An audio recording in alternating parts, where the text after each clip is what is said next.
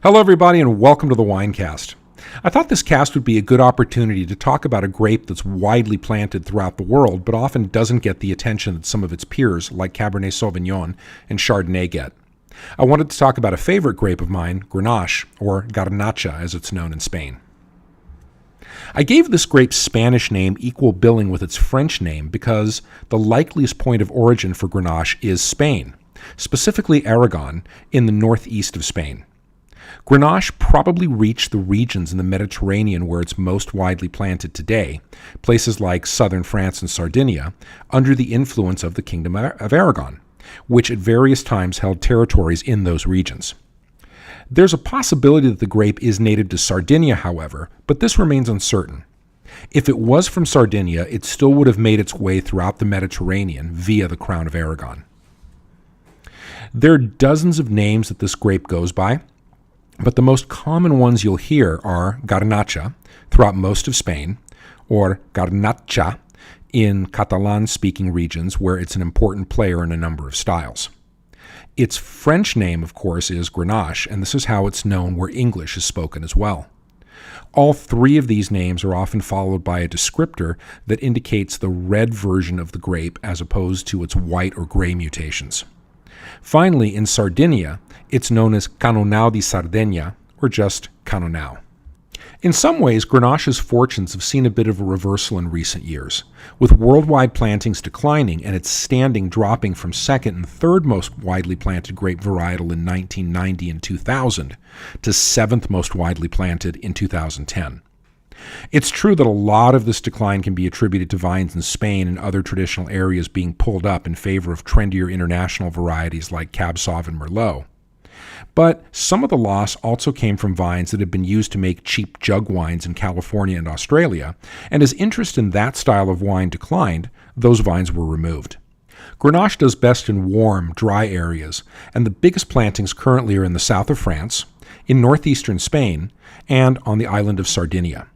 In the U.S., you're most likely to find it in California and Washington, though look for plantings in warm climate regions like Texas and Arizona to become larger and more important. The McLaren Vale and Barossa Valley are well known in Australia for their Grenache. The grape is widely planted in both Algeria and Tunisia, but both of these regions are still working to develop a tradition of quality winemaking with it. Though there are lots of examples of Grenache as a standalone varietal, it works very well in partnership with other grapes, and most consumers will encounter Grenache as a blend before they know it as a single varietal.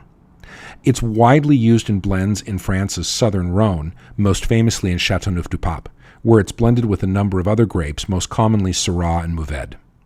And in Priorat, in Spain's Catalonia region, Grenache is usually the main partner supported by Carignan, Cabernet Sauvignon, and maybe Merlot and Syrah.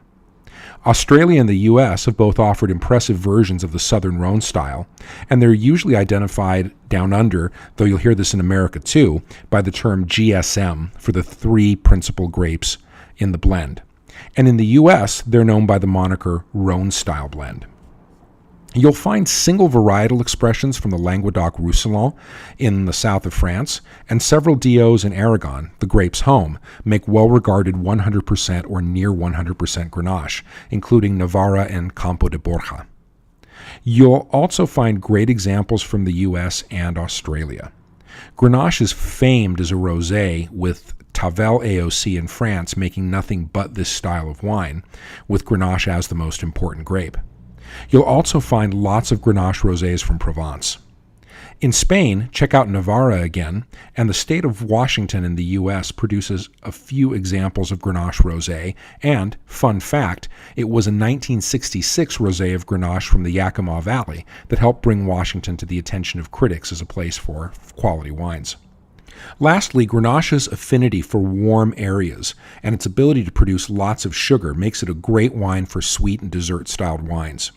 Check out wines from Bagnols in France and sweet, fortified-styled wines from Australia that often go by the nickname Stickies, a generic name that Australians like to use for sweet wines.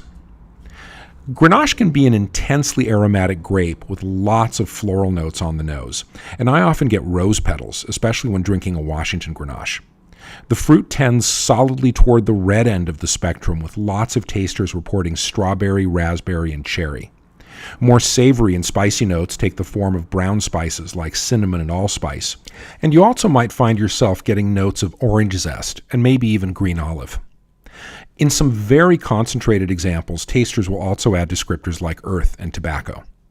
There's usually some kind of oak treatment on Grenache, so don't be surprised to find vanilla, caramel, and toast notes, but how much or how little oak was used on the wine can vary widely from wine to wine. Rosés will typically be light in color and feature lots of strawberry along with minerals and fresh herbs. In general, Grenache doesn't produce deeply colored wines, and unless the producers work to really extract pigment from the grape skins, the color intensity of a Grenache will lean firmly toward medium, as will the tannin and acid in the wine. Grenache can get very ripe and produce lots of sugar, which can mean lots of alcohol in the finished wine. Because Grenaches tend to be moderate in tannin and acid, single varietal examples aren't usually considered great for aging. But this can be finessed by taking a winemaking approach that extracts maximum tannin and phenolic compounds from the grapes, and by adding more tannic and acidic grapes to make a blended style. Speaking of blends, that's a thing you definitely shouldn't forget about or undervalue when drinking Grenache. Grenache is terrific as a standalone grape, and I get the impulse to want to try lots of examples of the varietal by itself. But this grape really plays well with others, and some of the most highly regarded expressions of Grenache are in blends, where it's definitely in the driver's seat, but it's also schlepping a few passengers along for the ride. The benchmark go-to for a Grenache blend is Chateauneuf-du-Pape, but its neighbors, Gigondas and Lirac, offer wines of great quality made in a similar style for sometimes a fraction of the price. Like Chateauneuf, a highly regarded priorat will cost you a pretty penny, but more and more quality examples are being made at every price point, and both Australia and the US are awash in great GSMs, again, at every price point. So be on the lookout for these wines and give yourself an idea of just how much range Grenache really has as a grape. Thanks again for joining me for another Winecast. I hope you found this cast enjoyable and informative. If so, please like and subscribe if you haven't already. As always, please leave a comment, a question, or a suggestion below. I'm your host, the Unknown Winecaster, and I'm out. Enjoy the grape, but always enjoy it responsibly.